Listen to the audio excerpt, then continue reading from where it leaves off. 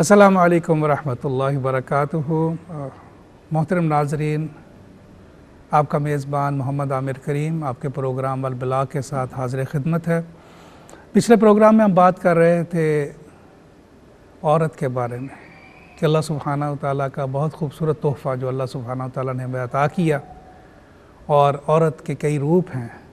औरत माँ की शक्ल में भी है, औरत बीवी की शक्ल में भी है, औरत बेटी की शक्ल में भी है, औरत बहन की शक्ल में भी है, औरत सास की शक्ल में भी है।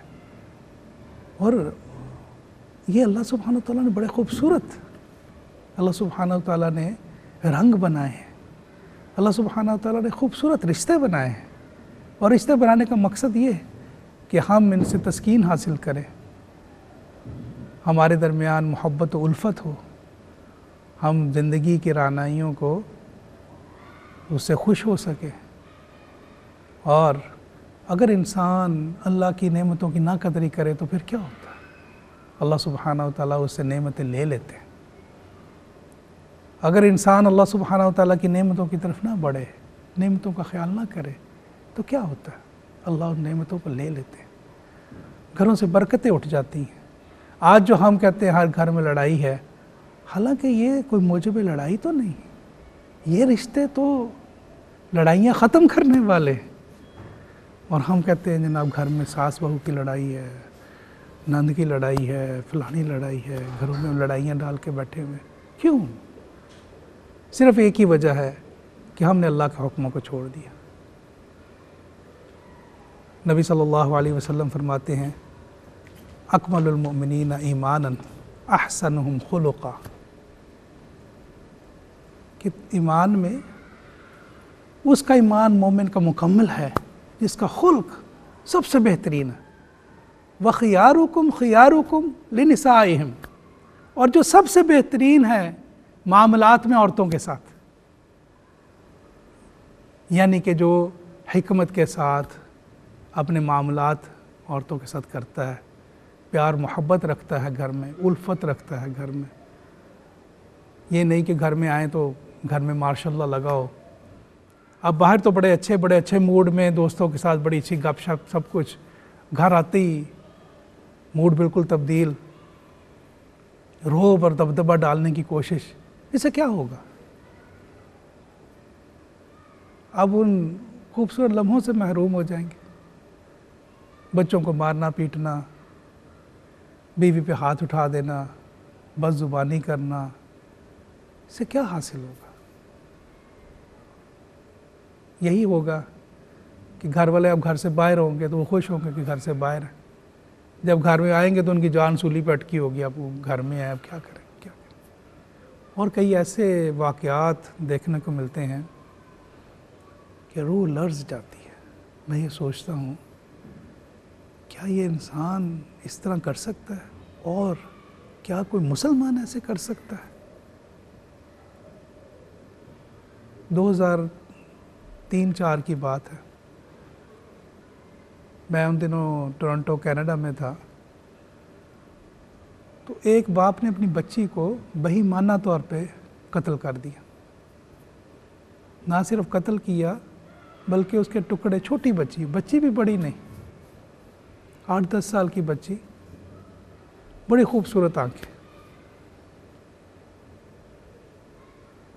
और कत्ल करके टुकड़े करके बैग में डाल के डिस्पोज कर दिया। बहरहाल पकड़े गए। सबसे जो दुख वाली बात थी नाज़रीन वो ये थी, एक तो जिस तरह बहीमाना तौर पर कत्ल किया, जब मैंने उसकी पढ़ी, तफसील पढ़ी तो रूह लर्ज़ के रह गई। बेटी आई है घर में, बाप से सिर्फ उसने कहा कि मुझे $5 या $10 दे, मेरे स्कूल का ट्रिप जा रहा है। बाप इस पे नाराज़ हो गया, और बाप अक्सर जो बेटी के ऊपर हाथ उठाता था, बाप ने मारा। माँ चूँकि सुतेली थी, माँ भी साथ शामिल हो गई। मारते मारते उसका सर जो था उन्होंने टेबल के साथ, मेज़ के साथ मारा ज़ोर से। बच्ची कैसे बर्दाश्त, बच्ची फौत हो गई। नाम हमने मोहम्मद ख़ान रखा हुआ है, माँ ने कनीज़ फातिमा रखा हुआ है नाम। इतना दुख हुआ। मैंने कहा नाम तुम्हारा मोहम्मद खान, माँ का नाम कनीज़ फातिमा।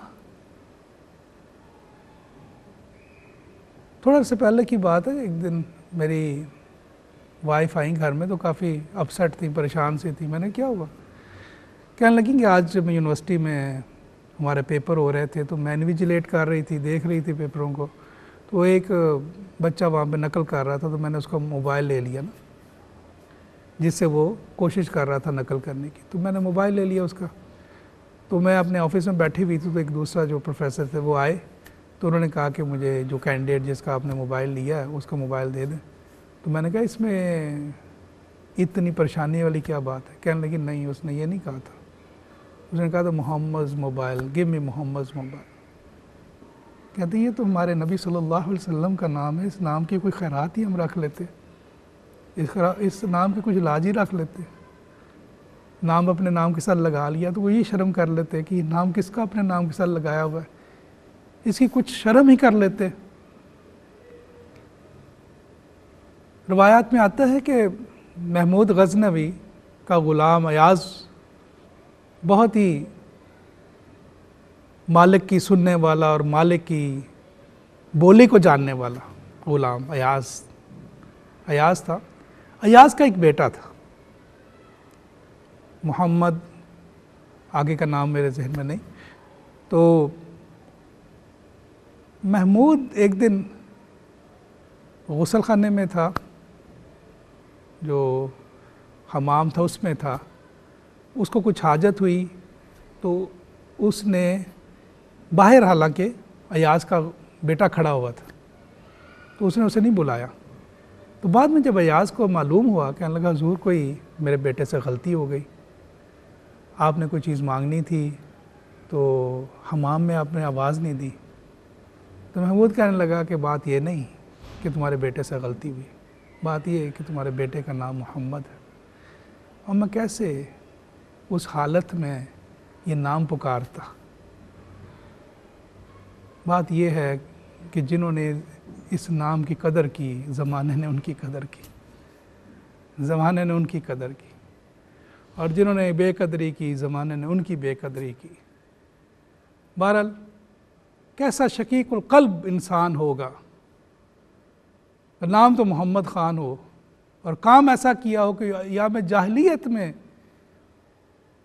वो ज़िंदा दरगोर कर दिया करते थे अपनी बच्चियों को, वो अपनी बच्चियों को मार दिया करते थे। वइज़ल मौऊदतु सुइलत बिअय्यि ज़ंबिन क़ुतिलत, कि उस दिन अल्लाह सुब्हानहु व तआला पूछेंगे बच्ची से तुझे क्यों मारा था, तुझे क्यों मारा था। वइज़ा बुश्शिरा अहदुहुम बिल उन्सा ज़ल्ल वजहुहु मुस्वद्दन व हुवा कज़ीम, जब उनको खुशखबरी सुनाई जाती थी आज बच्ची पैदा हो गई, स्याह हो जाता था चेहरा गम और तकलीफ़ के साथ कि मेरे घर में बेटी पैदा हो गई। बच्चियों को ज़िंदा दरगोर कर दिया करते थे वो लोग। वो तो ईमान वाले नहीं थे, वो तो ईमान वाले नहीं थे। तू तो ईमान वाला है, तू अपना नाम मोहम्मद ख़ान रख के बैठा हुआ है। वो तो ईमान वाले नहीं थे। एक सहाबी रसूल नबी सल्लल्लाहु अलैहि वसल्लम के पास हाजिर हुए, अर्ज़ करने लगे या रसूलल्लाह, ये जाहिलियत की बात है, मैं मुसलमान नहीं हुआ था, मेरा ऊँट गुम हो गया, मैं उसकी तलाश में निकला हुआ था और मैं एक घर से आवाज़ सुनी कि बच्ची पैदा हो गई। तो दूसरा कहने लगा कि इसे मार देते हैं। तो मेरे दिल पे आया कि बच्ची को मार देंगे। मैंने दरवाज़ा खटखटाया, मैंने कहा कि अगर आप मुझे अपनी बच्ची दे दें तो मैं अपना ऊँट दे देता। उन्होंने खुशी खुशी अपनी बच्ची दे दी मुझे। तो हुज़ूर सल्लल्लाहु अलैहि वसल्लम, मैंने इस तरह 300 बच्चियाँ लोगों की लीं, उनको पाला पोसा, लेकिन मैं मुसलमान नहीं था, मैं मुसलमान नहीं था। अब मैंने आपके हाथ पे कलमा हक पढ़ा है, अब मुझे बताएं कि अल्लाह सुब्हानहु व तआला मेरी इस नेकी का मुझे अजर देंगे। नबी सल्लल्लाहु अलैहि वसल्लम फरमाने लगे उस नेकी का अजर यही तो है कि तुझे मेरे हाथ पे अल्लाह ने कलमे की शर्फ दे दिया, सहाबी रसूल बना दिया तुझे। एक शख्स आया, कहने लगा हुज़ूर सल्लल्लाहु अलैहि वसल्लम, जाहिलियत में मैं अपनी बच्ची को ले गया, 7-8 साल की बच्ची थी, जिंदा दर गौर करने के लिए। उसे मैंने गड्ढे में खड़ा कर दिया और मैं उससे खेलने लगा। खेलते खेलते मिट्टी डाल रहा हूँ और वो समझ रही मेरा बाप मुझसे खेल रहा है। मिट्टी डालते डालते मैंने उसे जिंदा दफन कर दिया और मेरी बच्ची मर गई। जब वो बात सुना रहा था तो रहमत दो आलम की आंखों अश्क बार थी, रो रहे थे। वो शकीउल कल्ब तो वो लोग थे जो ईमान से दूर थे। नूर ईमान तो आया ही इसीलिए कि अपनी बच्चियाँ, और नबी सल्लल्लाहु अलैहि वसल्लम क्या फरमाते हैं कि बच्चियों को ऐसे परवरिश करो, क़यामत वाले दिन क्या होगा, तुम मेरे साथ ऐसे होगे। एक जगह 3 बच्चियों का आता है, एक जगह 2। अच्छी तरह परवरिश करो बच्चियों को तो क़यामत वाले दिन क्या होगा, ऐसे होगे तुम मेरे साथ। तो मैं बयान कर रहा था, बात कर रहा था नाज़रीन के 2003-4 की बात होगी कि ये हुआ वाक़या। मैं कई रात सो नहीं सका। मैं ये सोचता था कि क्या क्या किया तूने इंसान,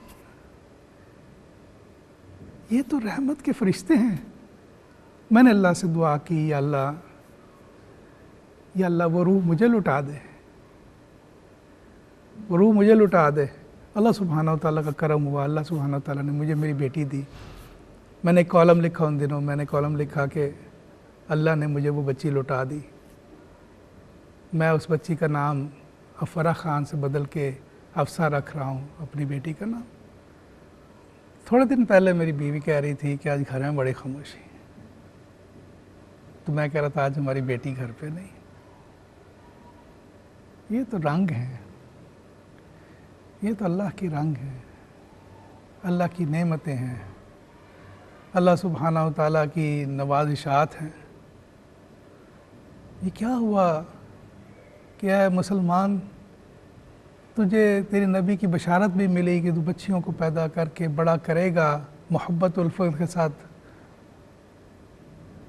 उनको उनकी तरबियत करेगा, तो क़यामत वाले दिन तू मेरे साथ ऐसे होगा जैसे 2 उंगलियां, और फिर भी तेरे घर बेटी पैदा हो जाए तो तेरा रंग स्याह पड़ जाता है जैसे उन काफिरों का पड़ता था।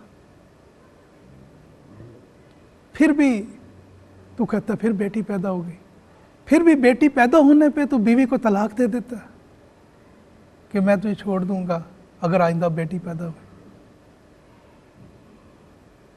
ऐसे ना करें, ये बहुत बड़ी नेमतें हैं अल्लाह की, अल्लाह की बहुत बड़ी नेमतें हैं। इन नेमतों का जितना भी शुक्र करें, लाइन शकर तुम लाज़ीदन्नकुम, अल्लाह सुब्हानहू तआला नेमतों को और बढ़ाते हैं। एक और बात बड़ी अहम नाज़रीन मैं ये कहना चाहता हूँ कि अल्लाह सुब्हानहू तआला ने ये जो खूबसूरत रिश्ते बनाए, इनके दरमियान मसावात रखना, इनके दरमियान अदल के साथ चलना, इनके साथ हिकमत के साथ चलना, ये भी बड़ा ज़रूरी है। अगर हम नबी सल्लल्लाहु अलैहि वसल्लम की ज़िंदगी मुबारका को देखें तो उम्महातुल मोमिनीन के साथ पूरा अदल का मामला फरमाया करते थे। जो दिन आपने मुकर्रर किया हुआ था उस दिन वो ज़रूर तशरीफ़ लेके जाते थे, यानी कि पूरा अदल करते थे। हमें नबी सल्लल्लाहु अलैहि वसल्लम की सुन्नत मुबारका से सीखना चाहिए कि हम अपने घर के मामलात में, अपनी वालदा के साथ मामलात में, बीवी के साथ मामलात में, बहनों के साथ मामलात में अदल का दामन ना छोड़ें। बाज़ दफ़ा क्या होता है, एक तरफ बहुत ज़्यादा झुकाव है। मैंने एक साहब को जानता हूँ, वो अपनी वालदा का बहुत अदब करते हैं, इतना का अदब करते हैं कि उन्होंने अपनी जो उनकी दुकान है उधर उन्होंने अपनी वालदा के जूते जो हैं अपने सामने अपने डेस्क में सबसे ऊपर वाली जगह पे उनके जूते रखे हुए, इतना अदब करते हैं, यानी अपनी माँ की बात को मोड़ते नहीं, लेकिन बीवी के साथ बड़ी बदज़ुबानी और हाथ भी उठा लेते। तो यहाँ मसावात का मामला, वालदा का अदब बेशक बहुत ज़्यादा, बहुत, बीवी को भी उसका हक दे, बीवी को भी उसका राइट दे। और कई दफ़ा ऐसे होता है कि बीवी की तरफ ऐसा झुकाव है कि सालों साल हो गए माँ से मिले ही नहीं, माँ से बात ही नहीं की, छोड़ ही दिया। और छोटी छोटी बातों के ऊपर घर में लड़ाई और झगड़े पैदा कर लिए, छोटी छोटी बातों के ऊपर दिलों में रंजिशें पैदा कर ली। ये कोई इतने बड़े मामले नहीं। ये तो अल्लाह सुब्हानहू तआला ने सबसे पहले तो हमें ये सोचना चाहिए कि जब अल्लाह सुब्हानहू तआला ने एक रिश्ता बना दिया तो ये तो बड़ा खूबसूरत रिश्ता है। ख़ास तौर पे मियाँ बीवी का रिश्ता एक ऐसा रिश्ता है जिसके अंदर सबसे बड़ा टेस्ट अल्लाह ने डाला है। जितना ये खूबसूरत रिश्ता है उतना बड़ा अल्लाह ने इसमें इम्तिहान रखा है। वो इम्तिहान कैसे रखा है कि ये एक रिश्ता है, सिर्फ एक रिश्ता है कि जिसमें आपके पास ऑप्शन है छोड़ने की। यानी कि माँ के साथ रिश्ता या बहन के साथ रिश्ता आप माँ अपनी बदल नहीं सकते, लेकिन बीवी बदल सकते। यही इस रिश्ते का सबसे बड़ा टेस्ट है और शैतान इसी के ऊपर सबसे ज़्यादा ज़ोर लगाता है कि घर में ऐसी कुछ अपकरिश हो, ऐसी कोई लड़ाई हो, ऐसी कोई बात बने कि घर टूटने की तरफ जाए। और आजकल तो वैसे भी ऐसा कोई अजीब दौर आ गया कि छोटी छोटी बातों के ऊपर हम तलाक की तरफ बढ़ जाते हैं। ना सिर्फ इसमें मर्द कसूरवार हैं, इसमें बहुत सी औरतें भी कसूरवार हैं। वो भी फ़ौरन से पहले बिना सोचे समझे कि मैं तो अपना ही घर तबाह करने जा रही हूँ, मैं क्या करने जा रही हूँ, फ़ौरन से पहले तलाक का मुतालबा कर देती। एक दफ़ा एक खातून आई, उनकी महीना दो पहले ही शादी हुई थी, निकाह हुआ था, 2 महीने बाद ही आ गई और मुझे कहने लगी कि मैंने खुला लेनी है। तो मैंने कहा कि खुला आपने लेनी है तो क्या वजह, क्या कोई आपका शोहर किसी और औरत में दिलचस्पी लेता है, या आपको घर का ख़र्चा नहीं दे रहा, या घर में बदतमीज़ी करता है, या घर में वक्त नहीं देता। कहती नहीं नहीं, मेरा मर्द जो है वो स्पून फीडर है, उसको मुझे पुश करना पड़ता, ऊंचा सुनता है। ऐसे ही मैं तो कहूँगा वाहियात किस्म की जो बातें थी, तो मैं सर पकड़ के बैठ गया। मैंने कहा कि ये तो कोई ऐसी बात है नहीं, हर इंसान है, उसके अंदर कोई ना कोई, तो कोई भी इंसान परफेक्ट तो नहीं दुनिया में, हर इंसान में कोई कमी है, कोई कजी है। रिश्ता तो यही होता है ना कि अब जब आप किसी को कबूल करते हैं उसकी अच्छाइयों और ख़ामियों के साथ उसे लेते हैं। मियाँ बीवी तो यही हैं, ख़ामियों और ख़ूबियों के साथ। और यही तो तालीम है नबी सल्लल्लाहु अलैहि वसल्लम की कि आप ख़ूबियों की तरफ तब देखें, आप देखें, उस ख़ामियों को एक तरफ डाल दें।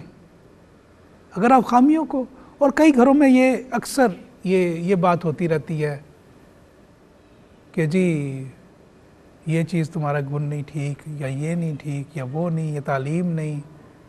तो बंदा कहता है ये तो आपको पहले देखना चाहिए था, तालीम को अगर देखना था पहले देखना था। और जो सबसे बड़ी बात है, जो मियाँ बीवी के रिश्ते में जो चीज़ वजह बनती है झगड़े का, कि हम शादियाँ करते वक्त नबी सल्लल्लाहु अलैहि वसल्लम की उस हदीस पे सरफ़ नज़र करते नहीं, जिसमें नबी सल्लल्लाहु अलैहि वसल्लम ने फरमाया कि एक बंदा जब निकाह करता है किसी से तो उसकी 4 वजूहात होती हैं। 4 वजह से इंसान, नंबर 1 उसकी दौलत के लिए रिश्ता, नंबर 2 ख़ानदानी जाहो जलाल, कितनी मजबूत फैमिली है, उससे क्या फ़ायदे होंगे, नंबर 3 खूबसूरती, औरत कितनी खूबसूरत है, नंबर 4 उसका दीन। रसूल फरमाया अगर दीन, तो इन 3 चीज़ों के ऊपर कंप्रोमाइज़। हम होता क्या है कि दीन सबसे, बल्कि दीन देखा ही नहीं जाता। जब दीन नहीं है तो जाहिर है दिल में लालच भी होगी, इखलास नहीं होगा। जब इखलास नहीं होगा तो उस रिश्ते के अंदर वो मोहब्बत नहीं होगी।